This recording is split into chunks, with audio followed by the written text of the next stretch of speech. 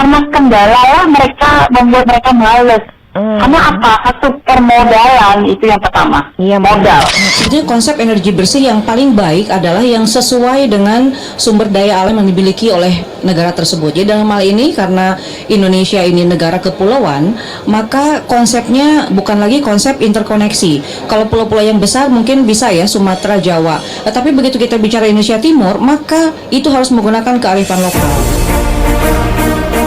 Simak pembahasan topik yang menjadi isu terkini dalam dialog Hai Bali Kengken jam 9 hingga jam 10 pagi di Pro 1 RRI Singaraja, siaran kanal informasi dan inspirasi. Ya, pendengar Pro 1 RRI Singaraja, siaran kanal informasi dan inspirasi. Pendengar, tepat pukul 9 waktu Indonesia Tengah kembali kami hadirkan dialog Hai Bali Kengken bersama saya Heni Batalia.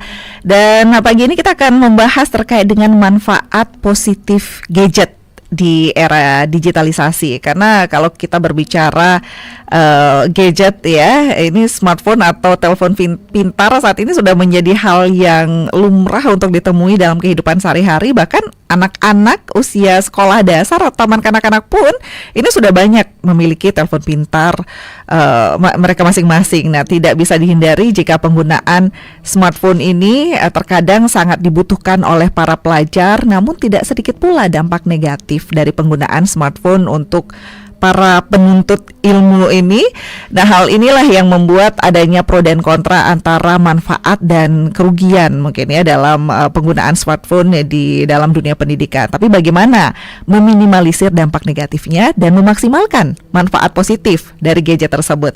Kita akan bahas hal ini, pendengar, manfaat positif gadget di era digitalisasi bersama Ibu Ratna Kanaya, inisiator Holiday Activity Club HAC yang sudah hadir di studio Pro 1 RRI Singaraja pagi ini. Selamat pagi Bu Ratna. Selamat pagi.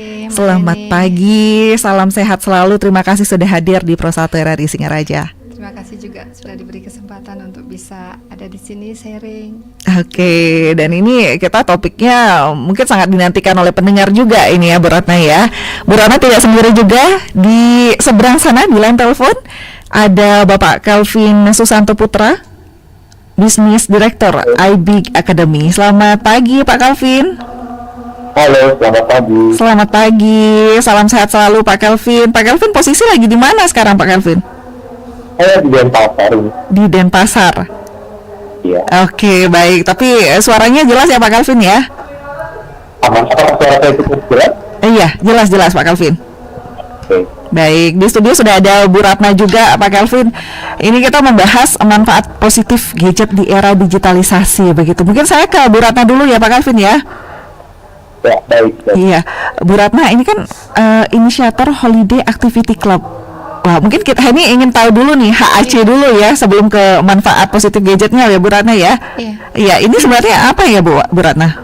HC atau Holiday Activity Club adalah klub dari beberapa orang, termasuk saya, ada sekitar 6 orang, di mana yang 5 itu adalah para MIS atau tenaga pengajar yang sebetulnya sudah bertahun-tahun mendapat bimbingan training yang sangat baik dari Ayah Hedi, mungkin pernah mendengar seorang ahli parenting yang sangat terkenal tidak hanya di Indonesia tapi di luar negeri juga beliau dikenal sangat baik dengan konsep parentingnya untuk bagaimana mengedepankan untuk menggali potensi anak seperti itu, untuk menjadikan anak itu tidak hanya sukses tapi juga bahagia. Nah, kemudian para MIS ini saya berpikir bahwa mereka adalah aset yang sangat luar biasa gitu. Mereka memiliki pengalaman dan juga wawasan tentang bagaimana mendidik anak seperti itu.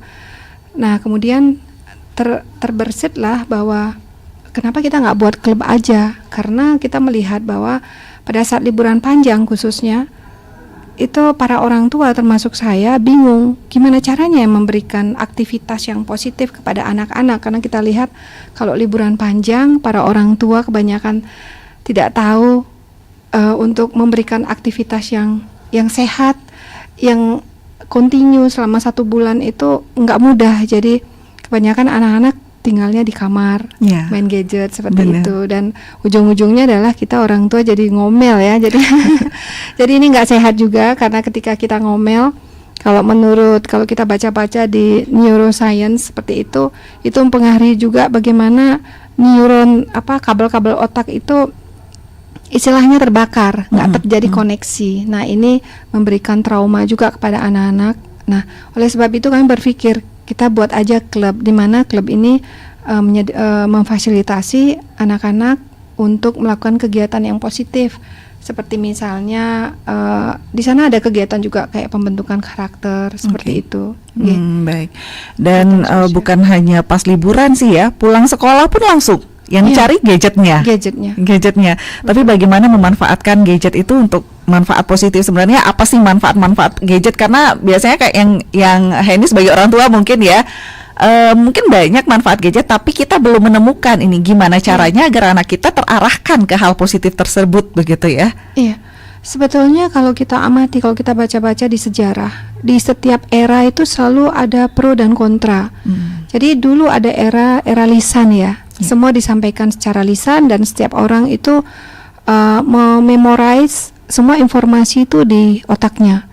Kemudian muncullah era alfabet mengenal kita tulisan seperti itu. Nah, pada saat itu para filsuf pada zaman itu seperti Plato seperti itu, mereka juga ada kekhawatiran bahwa mereka bilang ini akan merusak generasi muda nih, anak-anak muda. Mereka tidak lagi mengembangkan kemampuan untuk mememorize atau mengingat secara personal seperti itu di otaknya masing-masing, dan itu akan merusak otak mereka katanya. Tapi apa yang terjadi ketika kemudian melalui media batu tulisan itu dibuat, bahkan Plato sendiri kemudian juga belajar tulisan itu, beliau malah banyak sekali menuliskan pemikiran-pemikiran filsafat beliau gitu. Nah, dan pada saat itu pun mulai anak manusia pada saat itu mulai menunduk seperti sekarang kita main gadget seperti itu ya. Jadi kekhawatiran di awal tentang bahwa itu akan merusak otak anak-anak juga terlewati seperti itu. Toh juga kita sekarang merasakan manfaatnya. Pemikiran-pemikiran orang besar ketika mereka berpulang meninggalkan badannya, pemikirannya tetap kita bisa baca, kita bisa lihat sampai pelajari sampai sekarang. Jadi, nah sekarang adalah era digital. Nah, ini masa transisi dan kita juga punya kekhawatiran seperti itu. Tetapi sebetulnya kata kuncinya adalah pendampingan. Ya, karena ini tidak bisa kita elakkan bahwa dunia ini berputar terus, ada perubahan, ada era-era, dan ini sudah bagian dari planning Tuhan juga. Kalau kita mau mencermati secara mendalam, ini planning Tuhan juga. Dan ternyata setiap era itu pertumbuhan, kalau kita bicara dari perspektif neuroscience otak anak manusia, setiap era perkembangan dari neuron otak itu berbeda, tergantung dari lingkungannya. Dan itu juga memberikan pengalaman dan cara anak manusia itu melihat dunia seperti itu. Jadi hendaknya kita jangan terlalu khawatir. Mungkin kita bisa belajar. Oleh sebab itu generasi yang lebih tua perlu lagi belajar. Ya, tapi takut duluan biasanya Bu Ratna.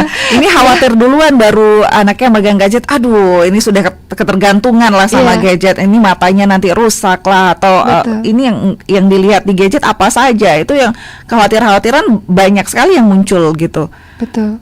Dan sebetulnya kekhawatiran itu sendiri seperti tadi sampaikan di awal, bahwa justru kalau khawatir kita cenderung jadi lebih reaktif kepada anak, kita jadi marah-marah. Nah, itu malah menimbulkan sambungan neuron itu rusak.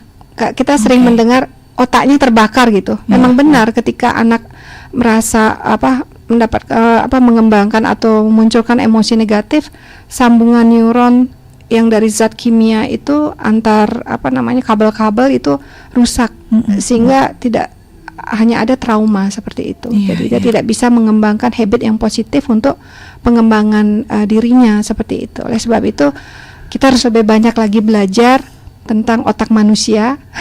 Saya juga lagi belajar ini Mbak ini. Jadi sehingga kita bisa lebih bijaksana lagi bagaimana kita menyongsong atau melewati fase digital ini.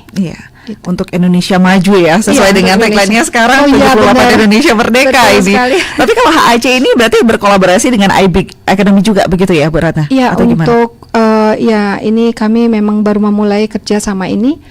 HAC sendiri adalah berusaha seperti tadi disampaikan memfasilitasi bagaimana melakukan mengadakan kegiatan untuk pembentukan karakter, bagaimana bertanggung jawab dan peduli sosial, karena kecenderungan kita kalau asik di gadget itu kecenderungan untuk ini sosialnya berkurang. Nah, dengan IBIG dan saya berterima kasih, saya appreciate IBIG Academy punya concern tentang aspek ini, bahwa perlu pendampingan juga secara dari para orang tua, dari orang dewasa, bahkan para teacher di IBIG Academy ini selalu berusaha untuk selalu mendampingi pada saat belajar di IBIG tentang etika, bagaimana main Mobile Legend misalnya, itu ada pendampingan tentang etika, bagaimana bicara secara ketika mereka main medsos atau gadget seperti itu.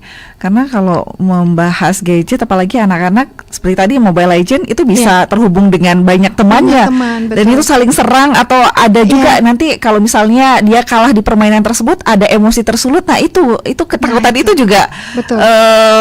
menjadi kekhawatiran begitu. Iya, betul. Nah ini ingin ke Pak Kelvin dulu mungkin ini terkait dengan manfaat positif gadget di era digital ini sebenarnya gimana caranya kita mendapatkan manfaat positifnya gitu, Pak Kelvin? Halo. Iya, Pak Kelvin. Iya, Pak Kelvin. Halo. Iya, Pak Kelvin bisa mendengarkan?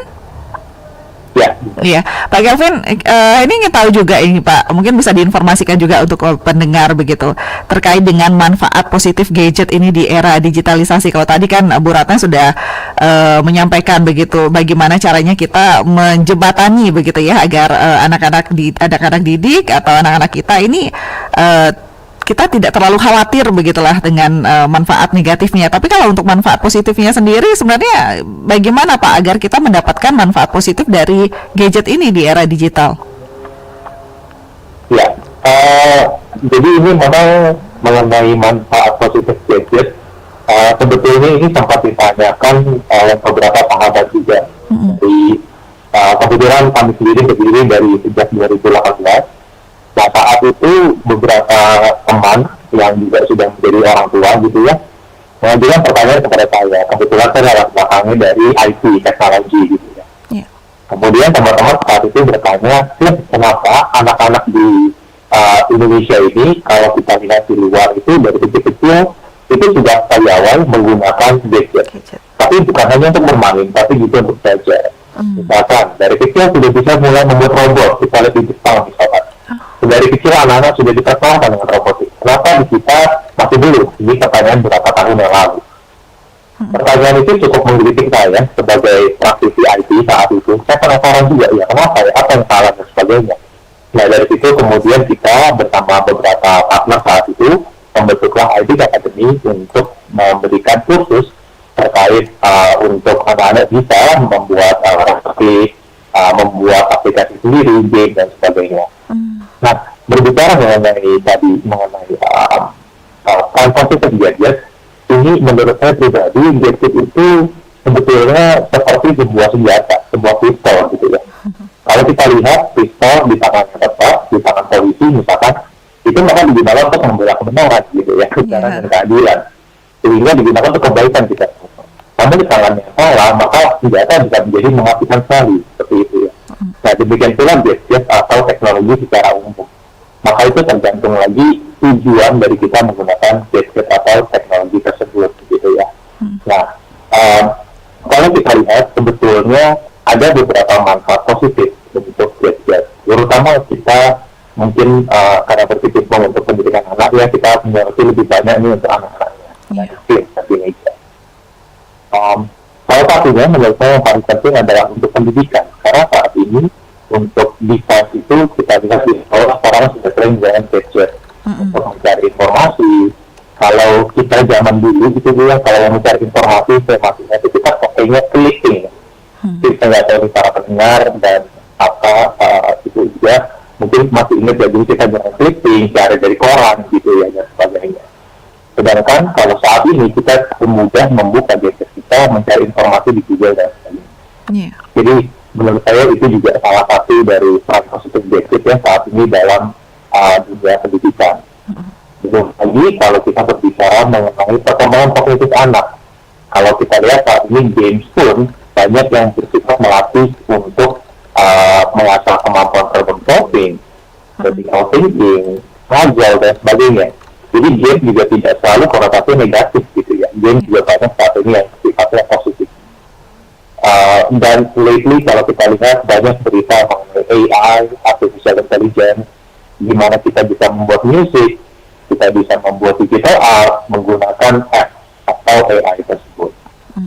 Kalau kekhawatiran juga lainnya yang sering disampaikan, kadang kita berbicara ada pro dan kontra, adalah mengenai kecanduan gadget. Mungkin ini beberapa hal yang juga dikhawatirkan oleh para parents gitu. Oke, Pak Alvin, kita paham nih pentingnya gadget saat ini gitu ya. Kita juga tidak bisa lepas dari gadget atau teknologi. Tetapi kalau nanti sampai kecanduan bagaimana? Nah, di sinilah peran kita juga sebagai pembimbing anak untuk membimbing mengenai bagaimana cara menggunakan gadget yang benar. Bahkan sebetulnya di luar sana sudah cukup banyak aplikasi untuk parenting control. Kita juga ada bantu beberapa parent untuk melakukan atau mempelajari mengenai apps ini. Jadi dengan parenting control ini, parent bisa melihat aplikasi apa saja yang dibuka oleh anak-anak mereka, kemudian berapa lama menggunakan aplikasi tersebut. Bahkan beberapa aplikasi parenting control itu memberikan kita kemampuan untuk shut down handphone anak kita apabila kita lihat itu jamnya sudah melewati misalkan. Jadi orang tua bisa berdiskusi dengan anak, tentu ya by discussion, menetapkan batasan-batasan, terus misalkan di atas jam 9 sudah tidak boleh main gadget karena besok kamu sekolah gitu ya. Nah itu bahkan kalau anaknya mungkin dirasa sudah over sampai tengah malam, itu parenting bisa shutdown secara otomatis dari aplikasi parenting control tersebut. Jadi ketika kita berbicara pro dan kontra, itu pasti akan selalu ada. Iya. Tapi Pak Calvin, memang ada dampak positifnya, tapi bagaimana orang tua ini bisa mengarahkan anaknya ke arah positif itu Pak Calvin? Sedangkan mungkin para orang tua yang beda zaman begitu ibaratnya ya, beda zaman malah anaknya lebih pinter mungkin daripada orang tuanya dalam pengaplikasiannya begitu. Nah gimana ini Pak Calvin caranya? Halo? Iya Pak Calvin? Saya sempat terputus tadi, tolong bilang itu. Oke, baik. Bagaimana mungkin orang tua mengarahkan anaknya Pak Calvin agar mampu ini mendapatkan manfaat positif gadgetnya? Karena kalau saat ini yang mungkin dirasakan orang tua dan anak ini kan beda zaman begitu. Kadang anaknya malah yang lebih lihai begitu menggunakan gadgetnya. Ya, oke. Mungkin yang pertama adalah mengenai komunikasi ya. Jadi bagaimana orang tua bisa berkomunikasi dengan. Ini juga beberapa case yang kita lihat di akademi. Jadi terkadang ketika orang tua mencoba mengerti apa yang mereka lakukan, itu seringkali anaknya berkata, mama gak usah ikutan gitu. Atau papa ikutan, itu yang sering terjadi. Nah di sini juga salah satu peran serta pendidik, bisa melalui guru di sekolah, bisa melalui pembimbing di tempat kursus, itu anak-anak bahkan biasanya lebih berani terbuka atau lebih mau cerita. Ini memang cukup menarik ya kalau saya lihat gitu ya. Ketika mereka dengan gurunya, mereka berani atau nyaman cerita, aku buat ini, buat itu gitu. Ini juga yang sering orang tua juga malah menanyakan ke kami, anak saya ini progresnya seperti apa sih? Kalau saya tanya dia nggak cerita loh gitu. Cukup sering kita temui hasil seperti ini. Jadi bisa juga coba apabila diajak berbicara untuk anaknya atau komunikasi dengan anaknya itu mungkin dirasa tidak berjalan yang baik, coba libatkan guru di sekolah, pembimbing dan sebagainya. Karena terkadang anak itu mungkin malu gitu ya, terbuka dengan orang tua atau mungkin memiliki asumsi lain, dan dimana disitulah peran third party itu bisa membantu komunikasi antara anak dan orang tua. Itu salah satu yang bisa dilakukan juga. Ya.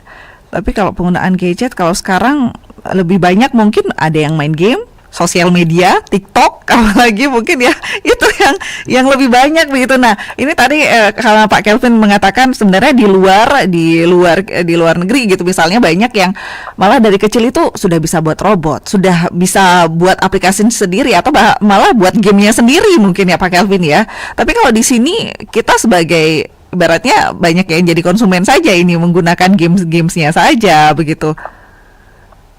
Ini ada wadah untuk anak-anak untuk mengarahkan hal tersebut ya Pak Kelvin ya? Ya, betul sekali itu. Jadi tergantung untuk konten apa yang dikonsumsi oleh anak-anak ini, gitu ya. Tentu ada sosial media, tapi juga aplikasi itu ada beragam sekali jenis.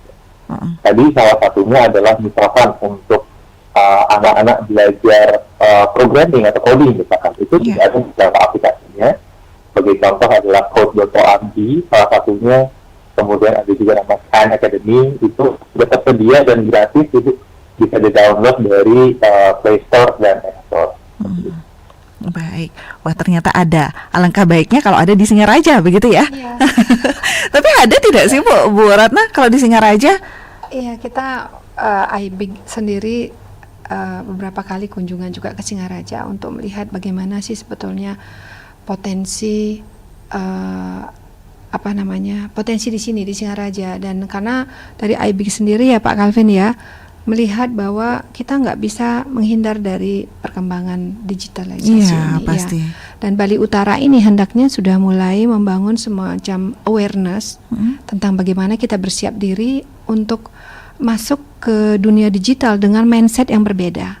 Kita tadi Mbak Heni menyampaikan kenapa di Amerika anak-anak kecil kok dari kecil mereka sudah bisa membuat program misalnya kayak gitu, karena memang orang tuanya sendiri open minded di sana.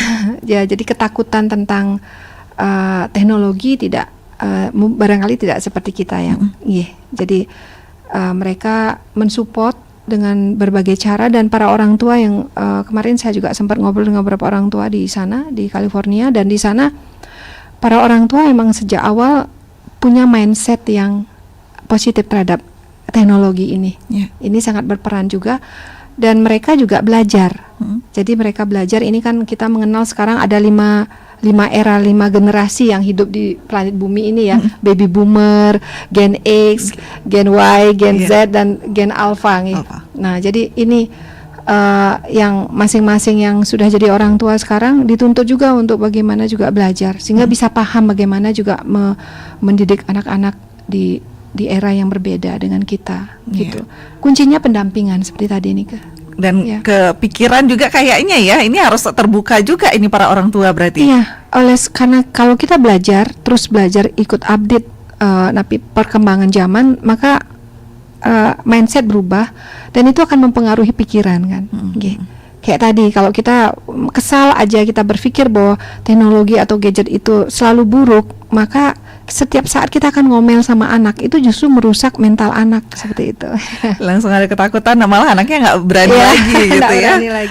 Yang sebenarnya dia bisa kreatif, jadi ya kreativitasnya mandek begitu. Mandek tadi seperti yang dari perspektif neuroscience itu, ketika diomelin, ketika dikasih label-label negatif, wire otaknya nggak tersambung, rusak langsung. Nah, sehingga dia menjadi trauma. Tadi Mbak Eni menyampaikan dia menjadi tidak kreatif. Itu salah satu simptom dari rusaknya wire otak, kabel otak anak itu. Kalau dari perspektif neuroscience, itulah yang disebutkan. Tapi kalau saat ini dibilang harusnya ada pendampingan dari orang tua yang mungkin lebih banyak berlindung dari kata sibuknya. Nah, ini dia Bu Ratna, ini juga jadi permasalahan. Ini PR kita bersama. At least kalau kita berdiskusi tentang ini seperti itu ya, tentang kita jadi bisa sama-sama membangun awareness. Saya sendiri juga lagi berproses untuk belajar Mbak Eni. Saya juga merasa saya juga melakukan kesalahan-kesalahan kemarin-kemarin karena saya tidak tahu. Tapi kemudian saya mencermati, wah ini saya harus belajar lagi gitu.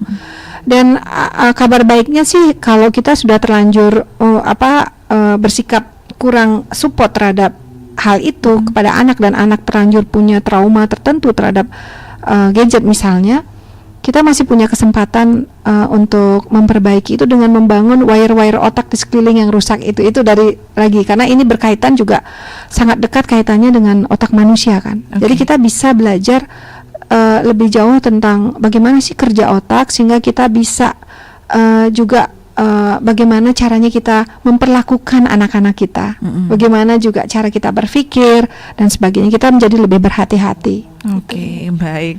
Wah, ini luar biasa. Tapi kita juga akan undang pendengar ya untuk ikut bergabung. Bagaimana pendapat pendengar, atau mungkin ada hal-hal yang ingin pendengar sampaikan. Pendengar silahkan di line telepon di 24644. Kami ajak Anda untuk ikut bergabung berdiskusi bersama kami juga terkait dengan manfaat positif gadget di era digitalisasi. Mungkin ada hal-hal yang ingin Anda tanyakan, Anda sampaikan. Silahkan melalui line telepon kami di 0362244644, atau mungkin bisa mengirimkan WhatsApp-nya di 081139999790. Kita masih berbincang bersama inisiator Holiday Activity Club HAC, Ibu Ratna Kanaya, dan juga bersama Business Director iBig Academy, Bapak Calvin Susanto Putra, terkait dengan manfaat positif gadget di era digitalisasi. Mungkin pendengar juga ada kekhawatiran begitu ya terkait dengan pemanfaatan gadget di era digitalisasi, karena kita tidak menutup kemungkinan juga bahkan anak-anak sekarang ibaratnya semuanya pegang gadget, baru lahir pun ini kakaknya sudah dikasih gadget sama orang tuanya, atau biar gampang ngempunya itu dikasih gadget malah gitu. Tapi bagaimana agar gadget ini bisa kita dapatkan manfaat positifnya? Nanti kan kita perbincangan lagi, kita jeda sejenak dulu ya Bu Ratna dan juga pendengar Pro 1 RRI Singaraja. Pak Calvin, kita jeda dulu ya Pak Calvin ya. Nanti kita akan kembali lagi, kita akan berbincang kembali terkait dengan manfaat positif gadget di era digitalisasi, dan pendengar juga nanti bisa ikut bergabung bersama kami di Pro 1. Kita jeda sejenak, tetap di Pro 1. Pro 1, kanal informasi dan inspirasi.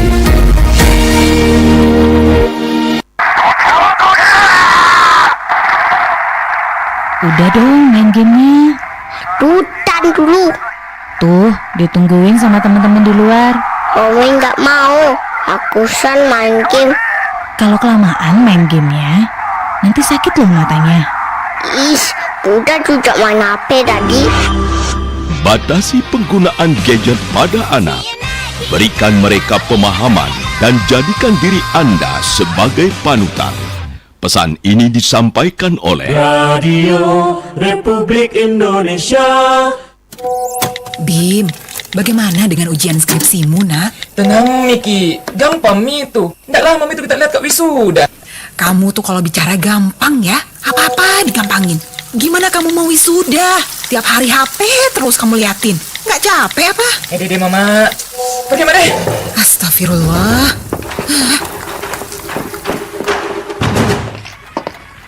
Bimo!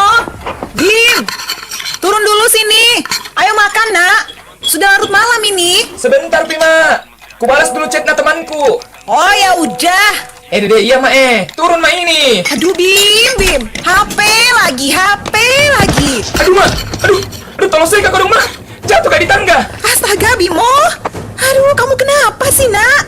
Udah Mama bilang kan, itu HP jangan diliatin terus. Kebiasaan buruk itu. Bijaklah menggunakan gadget. Jangan habiskan waktumu hanya bermain gadget. The new mobile application RRI Playgo. Dapatkan fitur-fitur baru di New RRI Playgo. Daftarkan akun dengan nomor handphone atau email untuk menikmati semua fitur dan konten yang ada dalam aplikasi RRI Playgo. Nikmati siaran radio live streaming atau tonton yang Anda dengar dari seluruh program jaringan RRI yang disertai dengan fitur live chat untuk berinteraksi dengan penyiar atau sesama pengguna. Dengarkan musik favorit melalui playlist dengan berbagai genre dan dekade koleksi kami. Simak berbagai siniar dan berita dalam bentuk podcast audio dan video. Dapatkan beragam berita terkini. RRI Playgo kini dilengkapi dengan fitur sosial media yang memungkinkan pengguna untuk saling follow, like, comment, dan sharing konten. RRI Playgo menyediakan fitur favorit sehingga memudahkan pengguna untuk mengakses kembali konten yang disukai di menu library. Download RRI Playgo terbaru di Google Play Store dan Apple Store. RRI Playgo, play, enjoy. Sibuk banget bro, tuh handphone dipencet mulu dah. Iya nih, lagi kirim-kirim salam, sekarang request lagu di radio. Seru juga loh. Beneran, jadul banget masih main radio. Radio nggak semua jadul kok. Mau kirim-kirim salam atau sekedar request lagu di radio via telepon? Bisa banget. Bisa lewat WA, Facebook, dan Instagram. Cari aja di media sosial kalian RRI Singaraja. Ikuti perkembangan lagu, nuansa budaya, dan berita-berita terkini hanya dengan satu kali sentuhan. Eits, ada aplikasinya juga loh, RRI Playgo. Yuk hubungi marketing kita untuk cari tahu seputaran pemasangan iklan dengan Dek Sri 085 338 912 111 atau Dewe 081 54 706 806.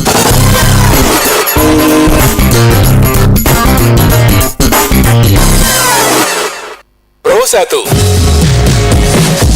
Anda masih mendengarkan Pro 1 RRI Singaraja. Kanal informasi dan inspirasi. Pro 1. Ya, pendengar Pro 1 RRI Singaraja, siaran kanal informasi dan inspirasi. Anda masih bersama kami dalam dialog Hai Balik Kengken. Kita masih membahas manfaat positif gadget di era digitalisasi. Gadget atau smartphone, handphone ya. Sekarang lebih pintar lagi handphonenya, bukan hanya sebagai alat komunikasi, menerima telepon dan SMS, WhatsApp, tapi juga lebih dari itu ya. Kita banyak manfaat yang bisa didapatkan. Karena tadi Pak Kelvin juga mengatakan jika sebenarnya bisa mengarahkan hal-hal yang lebih positif lagi dari bidang pendidikan, bahkan games pun itu bisa menumbuhkan perkembangan kognitif anak tadi disampaikan. Tapi mengarahkannya ke sana gimana bisa dapetinnya? Nah, itu mungkin jadi pertanyaan-pertanyaan orang tua. Orang tua yang beda zaman dengan anaknya begitu. Pak Kelvin, ini di WhatsApp juga ada yang menanyakan Pak Kelvin terkait dengan manfaat positif gadgetnya, apa saja katanya ini yang bisa didapatkan dari gadget, dari HP begitu, atau mungkin jenis-jenis gamesnya untuk mengembangkan kognitif anak itu apa saja begitu Pak Kelvin? Ya, baik. Terkait mengenai contoh-contohnya begitu ya, contoh-contoh aplikasi yang bisa digunakan untuk manfaat positif untuk anak-anak. Jadi yang pertama adalah tadi mengenai pendidikan. Untuk visual contohnya, anak-anak sekarang mungkin kalau kita lihat ada beberapa learning style gitu juga. Ada audio, ada yang mungkin visual, ada yang reading atau writing dan kinestetik. Nah, dengan memanfaatkan gadget untuk sarana pembelajaran, itu berbagai learning style anak bisa dipenuhi. Instead of dibanding hanya mungkin baca buku, cekap dan sebagainya gitu. Nah, terkait pendidikan sendiri itu ada beberapa contoh aplikasi yang mungkin Bapak Ibu dan para pendengar bisa coba download juga, dan ini free dari Google Play Store dan App Store. Itu beberapa contoh adalah Zenius, Sekolahmu, Ruang Guru, dan Brainly. Itu adalah beberapa contoh aplikasi yang dapat digunakan untuk anak-anak belajar pelajaran sekolah mereka. Kemudian untuk tadi bermain game. Nah, game ini memang tentunya dengan porsi yang pas ya, para pendengar semua dan Bapak Ibu. Jadi tentu dengan tidak berlebihan, game itu juga malah bisa memberikan efek positif untuk kita. Contoh adalah game puzzle. Ini ada salah satu yang paling sering digunakan ya. Kemudian ada juga brain games. Jadi memang games yang tujuannya untuk mengasah pramuka di anak, mengasah critical thinking anak. Nah, beberapa yang populer untuk apps atau game feature ini adalah contohnya Shovel Knight, kemudian Baba Is You, dan sebagainya. Itu adalah beberapa contoh aplikasi yang sering digunakan juga untuk games, untuk bermain puzzle gitu ya, untuk mengasah kemampuan kognitif anak. Mungkin dua itu contohnya ya, para pendengar dan Bapak Ibu. Ya. Baik, dan kembali di WhatsApp ada Pak Budi Bakung ini yang menanyakan, selamat pagi untuk para narasumber, apakah untuk wilayah Singaraja apa ada sebuah media untuk pembelajaran sesuai dengan tema hari ini khususnya untuk anak-anak? Terima kasih. Kemudian usia berapa anak-anak yang seharusnya diperkenalkan dengan hal-hal yang tadi disampaikan oleh para narasumber katanya? Baik, mungkin ke Pak Kelvin dulu ya, Pak Kelvin ya. Ya, baik. Ya, terkait media belajar, sebetulnya ada beberapa opsi. Yang pertama tentunya para parents, para orang tua, para pendengar sekalian, juga bisa mencoba tadi mendownload beberapa aplikasi yang sempat kita sebutkan bersama. Namun bila butuh bantuan atau bimbingan mungkin keterbatasan waktu atau mungkin masih belum terlalu paham mengenai aplikasinya, maka AIC Academy sendiri akan bekerjasama dengan HAC.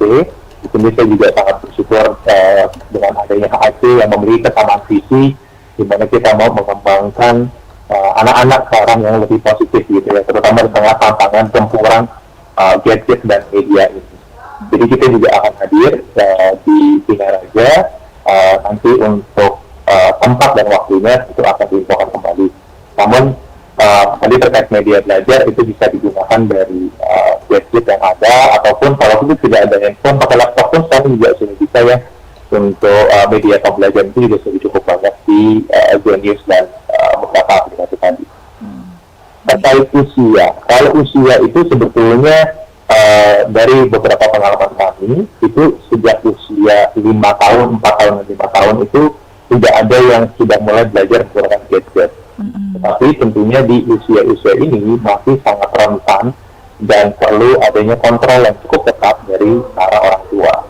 Nah, untuk kekhawatiran para parent sendiri yang menurut saya juga cukup valid ya, para parent dan Bapak Ibu, bahwa memang ada beberapa aplikasi juga di luar sana yang bisa membantu kita untuk memantau screen time anak-anak kita.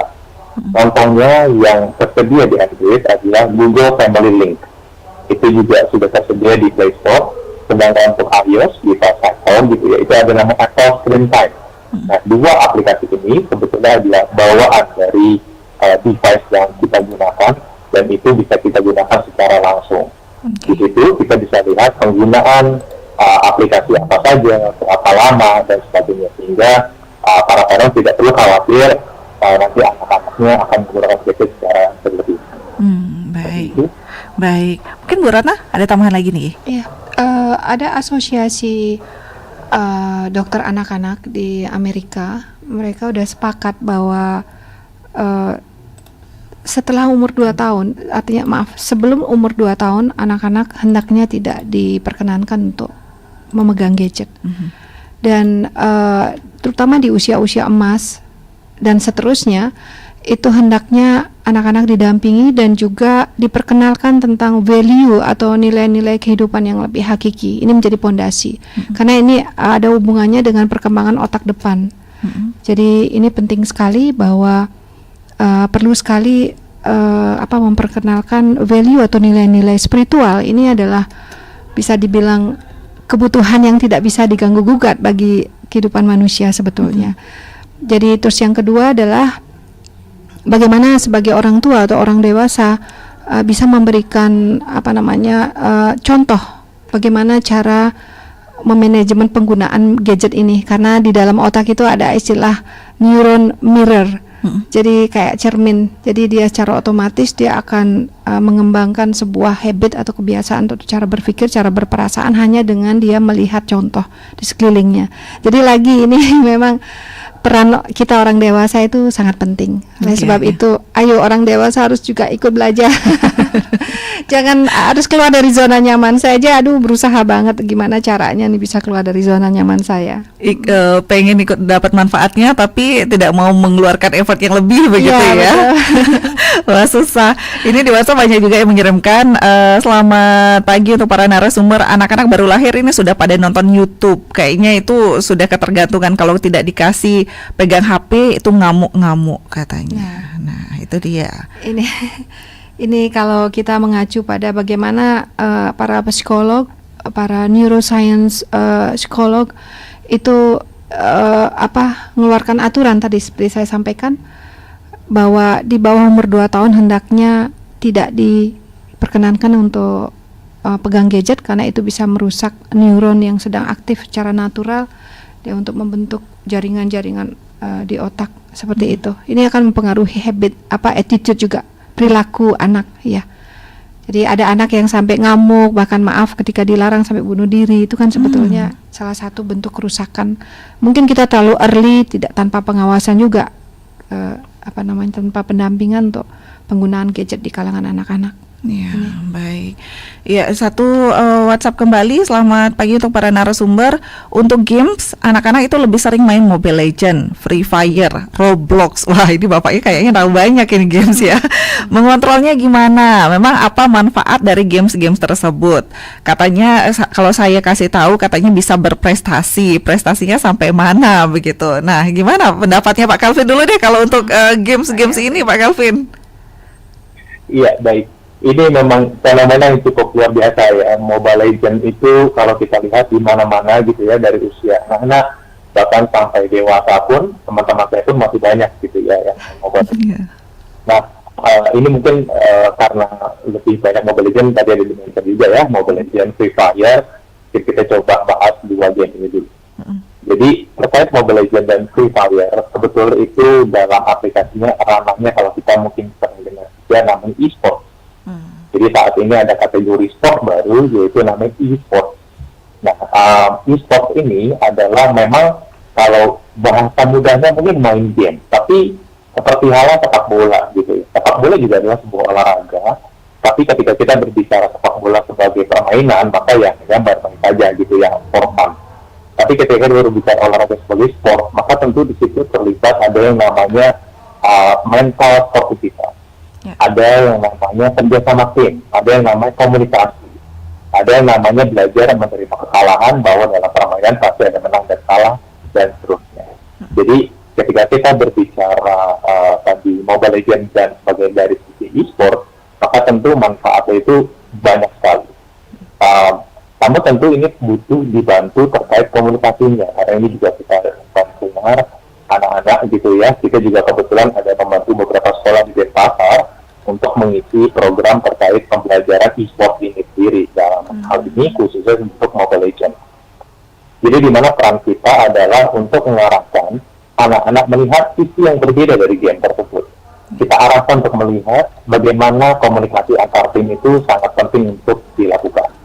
Bagaimana menahan emosi sendiri, karena ada satu peribahasa mengatakan kalau kita tidak ada musuh di dalam kita, maka musuh di luar kita itu sangat mudah untuk dikalahkan.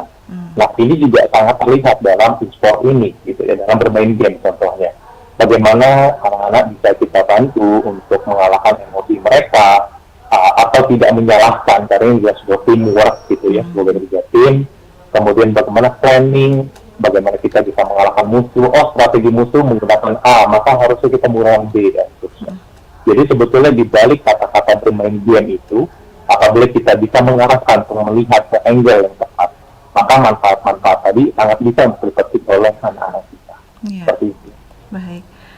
Melihat sisi berbeda dari games. Nah, ini pendampingan komunikasi lagi nih. Bu Ratna, komunikasi ini yang diperlukan begitu.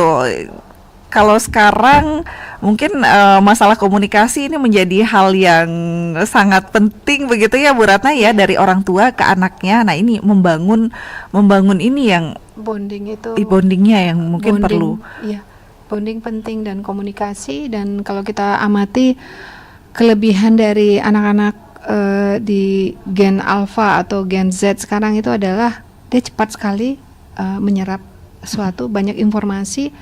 Tapi dikatakan oleh para ahli neuroscience bahwa masih kalah tough dari generasi sebelumnya. Ya, kayak misalnya generasi Gen X, apalagi generasi baby boomer, mereka karena challenge-nya lebih besar melalui proses yang manual seperti itu, mereka lebih tough. Pembentukan otaknya juga lebih memberikan efek semacam emosi yang berbeda juga terhadap generasi sekarang. Oleh sebab itu penting bagi orang tua untuk membagi pengalaman dia juga, kematangan dari orang tua untuk selalu bisa sharing kepada anak-anaknya seperti itu. Jadi memang lagi penting sekali komunikasi dan pendampingan. Artinya saya sendiri lagi masih belajar juga, dan diskusi seperti ini bagus untuk kita sama-sama membangun awareness dan semangat. Baik, sama-sama. Tapi apakah HAC dan IBIG ini bisa, mungkin para orang tua bisa diajak konsultasi atau gimana sih? Ada bisa. Tempatnya tidak? Ada, kita tadi ada audiens yang tanya di mana ada komunitas. Iya, kita dalam waktu dekat itu ada di Supermarket Arte Sedana tanggal 27 Agustus. Itu jam 9 sampai jam 12 kita ada parenting talk show. Dan juga ada event lomba untuk Mobile Legend dan coding. Ya Pak Calvin ya, coding ya. Ini salah satu ya. Temanya itu teknologi Patriot Showdown Code and Conquer. Jadi ini bagus sekali. Tentang ada lomba Mobile Legend juga. Ini levelnya level SMP dan SMA. Oke. Itu ada event di Singaraja begitu Singaraja, ya? Di Arta Sedana, maksudnya di Singaraja yang di Ngurah Rai berarti. Di Ngurah Rai, ya. Itu di tanggal 27 Agustus jam 9 sampai jam 12. Di situ ada talk show parenting juga. Itu cuma sehari aja ya, Bu? Iya, sehari. Maksudnya sebetulnya 2 hari ya, tapi yang hari pertama itu tanggal 26. Pak Calvin bisa ini teknisnya, Pak? Oke, Pak Calvin. Mungkin bisa diinformasikan Pak Calvin, karena di WhatsApp juga ini ada yang menanyakan juga terkait apakah bisa memfasilitasi para orang tua ini yang perlu teman berbagi informasi untuk pendampingan anak-anak begitu. Oke. Jadi kebetulan untuk menyambut 17 ini, kami ITK Academy bersama dengan HAD mengadakan lomba untuk coding dan e-sport di tanggal 26 dan 27. Nah, untuk lomba ini sendiri, untuk coding, itu kami mengadakan 3 kali free pelatihan. Untuk anak-anak, kita bimbing bagaimana cara membuat project, ada coding, ada game, ada animasi, ada website. Nah, nanti tergantung minat anaknya nih, mau diarahkan ke topik yang mana, gitu, para pendengar dan Bapak Ibu sekalian. Kemudian untuk e-sportnya, itu kita sifatnya bergu, jadi satu tim 5 orang.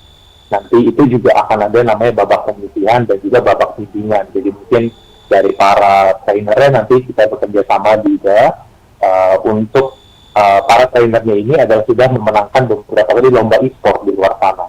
Mungkin tadi menyambung pertanyaan Bapaknya, salah satu tadi menanyakan, katanya bisa juara dan sebagainya. Betul. E-sport itu memang saat ini sudah cukup banyak lomba dan bahkan hadiahnya juga tidak main-main gitu ya, bisa sampai jutaan rupiah dan bahkan ada juga sampai puluhan juta rupiah. Jadi memang dalam waktu dekat ini kita akan adakan lomba tersebut di tanggal 26 dan 27. Baik. Ya, untuk pendengar mungkin yang ingin ikut bergabung tadi di line telepon, silahkan kembali menghubungi pendengar di 24644 ya, karena tadi masih dipaparkan juga ini oleh Pak Calvin dan Bu Ratna. Kita mohon izin untuk menyapa pendengar ya Ibu Bu Ratna ya. Selamat pagi Pro 1. Selamat pagi Om Swastiastu. Om Swastiastu, selamat pagi. Nggih, dengan Pak Sutaya. Pak Sutaya ya. Di Tejakula. Nggih, silakan Pak Sutaya. Yang bertanya ya, saya sangat heran ya. Kalau melihat itu, artinya dari generasi baby boomer dengan generasi milenial, apalagi yang terbaru generasi X gitu ya. Kok generasi X atau generasi milenial itu kok begitu cepatnya dia? Kalau dia sudah pergunakan ya HP, gadget itu ya, sudah dia sedikit aja diberitahu itu, artinya melihat saja sudah bisa dia. Jadi mempergunakan itu tuh. Tapi kalau yang ya generasi seperti kami yang mungkin baby boomer namanya itu ya, kok sulit ya, sampai ya kadang-kadang kita minta bantuan kepada cucu-cucu itu ya. Nah ini mungkin apakah ya sudah dalam kandungan dia sudah mendapatkan informasi tentang teknologi itu sehingga ya begitu cepatnya. Dan pertanyaan tiang ya, apa dampak yang ditimbulkan nanti oleh anak-anak kita yang sudah begitu cepat itu tentang teknologi, terutama di bidang mungkin intelektualnya, mungkin di bidang di karakternya itu ya. Nah, ini kita berpikir ini akan jadi apa anak-anak ini. Dan anak-anak sekarang itu memang kalau mungkin dari segi negatifnya banyak ya, tapi mungkin dari segi positifnya juga banyak ya. Terutama kita berpikir dampak yang ditimbulkannya apa, baik itu yang positif maupun yang negatif. Jadi apa yang mungkin anak-anak yang generasi milenial, generasi X itu yang sudah begitu keranjingan dan sepertinya sudah tidak bisa lepas tuh. Walaupun orang tuanya sudah wanti-wanti, sudah agak keras dan sebagainya, toh juga sulit ini. Nah, jadi oleh karena itu secara umum kalau menurut tiang ini pasti itu. Nah, artinya kadang-kadang sulit itu untuk diatur. Nah, dampaknya bagaimana? Sekian, makasih Om Sadi, Om Rahayu. Enggak Rahayu, Pak Sutaya di Tejakula. Nah, ini kekhawatiran ini pasti ada gitu ya. Gimana Bu Ratna mungkin menyikapinya? Ya, kalau kita cermati kan gadget ini ibarat seperti pisau. Pisau itu bisa membunuh, bisa juga kita gunakan untuk mengupas makanan, mangga misalnya, buah-buahan. Jadi tergantung bagaimana kita menggunakan gadget itu. Tadi sempat di awal saya sampaikan bahwa setiap era itu selalu memunculkan polemik dan kekhawatiran tentang efek negatif dari temuan baru itu. Tetapi untuk khususnya gadget, sebenarnya sisi positifnya itu banyak. Jadi kayak transfer data, informasi itu cepat sekali. Jadi kita bisa gunakan itu untuk kita, memang lagi kontrol itu sepenuhnya ada di manusia ya. Bahkan teknologi ini kan sebetulnya dari kehebatan otak manusia yang diciptakan oleh Tuhan. Jadi artinya kontrolnya juga kita bisa gunakan melalui diri kita juga. Tetap human being ini, manusia ini tidak bisa digantikan oleh apapun. Oleh sebab itu lagi, si human being ini, kita sebagai manusia, inilah yang perlu sebetulnya mengisi apa yang kita gunakan untuk mengontrol. Tadi saya sempat sampaikan bahwa gimana caranya agar meminimalkan meminimalkan efek negatif dari gadget ini. Ya tadi kalau dari sisi neuroscience-nya, kenapa saya lagi ngambil referensi dari sana, karena ini sangat dekat dengan otak. Otak dengan teknologi ini kan sangat berkaitan, karena apa yang didapatkan dari media sosial misalnya dari teknologi itu mempengaruhi otak secara langsung. Nah, jadi kita perlu menanamkan Bapak nilai-nilai spiritual, nilai-nilai moralitas itu lagi orang tua atau orang dewasa harus melakukan pendampingan. Dan kalau 1-2 kali kita belum melihat hasilnya dari anak-anak dengan pola komunikasi yang baik dan hangat yang menimbulkan rasa nyaman kepada anak-anak, itu akan bisa menyambungkan jaringan-jaringan kabel di otak itu, menghubungkan antar neuroscience itu, neuro otak itu akan tersambung-sambung dengan baik. Harus diulang-ulang, nggak boleh kita baru 1-2 kali dia belum berubah, apalagi kalau pola komunikasi kita juga kurang baik ya, dengan ada kesal atau marah atau labeling, memberikan label-label, kamu tuh bodoh loh, kamu nanti begini-begini. Nah itu malah semakin menjauhkan dari tujuan kita untuk membangun karakter anak seperti itu. Jadi lagi memang kita harus menanamkan secara kontinu dan itu harus diulang-ulang dengan pola komunikasi yang baik. Gitu. Baik, kembali ke komunikasi. Pak Kelvin gimana Pak Kelvin, tanggapannya Pak Kelvin? Ini kok generasi milenial atau generasi Z sekarang cepat ya, baru lahir ini baru dikasih aja kayaknya sudah lihai begitu, tanpa perlu diajarin lagi. Kalau kita yang mungkin para orang tua ini perlu dilihat beberapa kali, berulang kali diajarin, nggak ngerti-ngerti gitu. Gimana Pak Kelvin ini terkait dengan dampak yang ditimbulkan ya dengan cepatnya ini dalam penggunaan teknologi? Ya, baik. Sebelumnya terima kasih Pak Supayo untuk pertanyaannya. Jadi ini memang satu fenomena yang umum terjadi, gitu ya. Dan juga ditanyakan oleh banyak orang tua yang merasa anaknya ketika dikasih gadget, bahkan game baru sekalipun itu sepertinya otomatis langsung mengerti, gitu ya. Langsung paham apa yang perlu dipencet, gitu ya, dibuka langsung tahu, gitu. Sedangkan kita harus beberapa kali mencoba, kadang harus dibantu juga baru kita tahu, oh seperti ini. Nah, ini beberapa hal yang kita perhatikan sebetulnya adalah hanya karena masalah kebiasaan atau terbiasa. Jadi kalau kita perhatikan sebetulnya dari kecil saat ini kita lihat anak-anak bahkan ketika makan, supaya dia mau buka mulutnya gitu ya, diberikan gadget gitu ya, dia mainan gadget terus. Supaya dia anteng gitu ya, kamu dia mau makan katanya, dia harus nonton sesuatu yang dia suka gitu. Nah, sebetulnya tanpa sadar itu kita yang memberikan mereka kemampuan untuk adapt dengan teknologi sedemikian cepat dari early stage. Bahkan mungkin seperti yang tadi Bu Ratna sempat mention, sebetulnya para ahli neuroscience menyarankan di bawah 2 tahun tidak boleh pegang gadget jauh, seperti itu.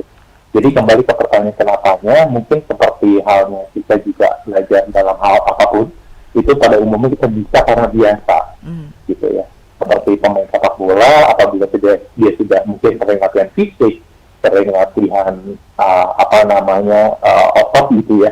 Ketika belajar olahraga baru mungkin akan jauh lebih cepat dibandingkan kita yang orang awam gitu ya, yang bukan atlet untuk belajar olahraga baru. Jadi mungkin kalau menurut saya pribadi lebih ke arah karena memang anak-anak itu sudah terbiasa. Berbicara mengenai kebiasaan, ini tadi sempat Bu Ratna mention beberapa kali mengenai koneksi jaringan neuron gitu ya. Ketika kita terbiasa melakukan sesuatu, maka akan membentuk suatu jembatan dari neuron satu ke neuron lain gitu ya.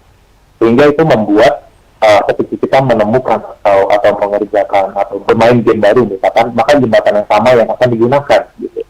Nah, ketika yang belum terbiasa, maka jembatan itu belum ada, sehingga butuh waktu lebih lama dan effort untuk membangun jembatan tersebut. Nah, mungkin menurut saya seperti itu ya tadi, kenapa kalau anak-anak tersebutnya cepat sekali, kalau kita kok kayaknya butuh waktu banget gitu. Ya, baik. Di WhatsApp ini ada juga selamat pagi, ini sharing seperti ini yang perlu sering diberikan katanya, apalagi untuk ortu-ortu muda tentang parenting. Kadang ini yang menjadi permasalahan. Saya memberikan gadget, kadang mertua yang katanya marah-marah begitu. Ada hal-hal seperti ini.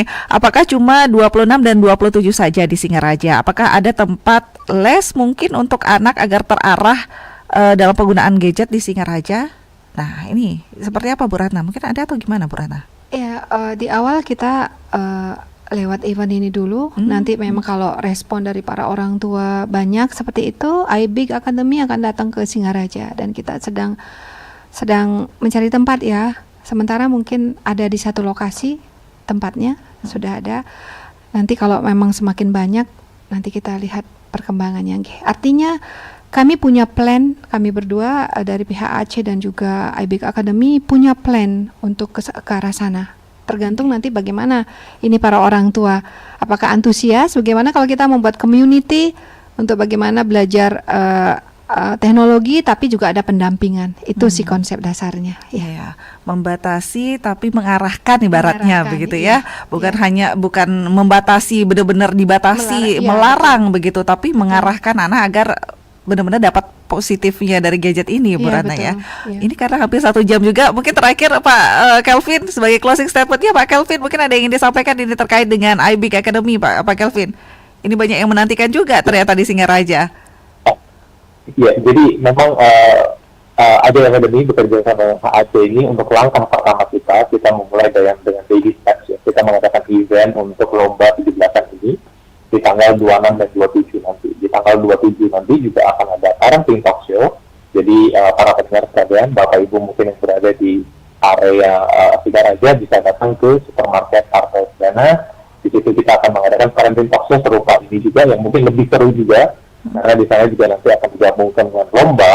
Kemudian juga nanti akan ada presentasi dari anak-anak yang berhasil membuat e-game, animasi, seperti apa sih contoh-contohnya gitu ya.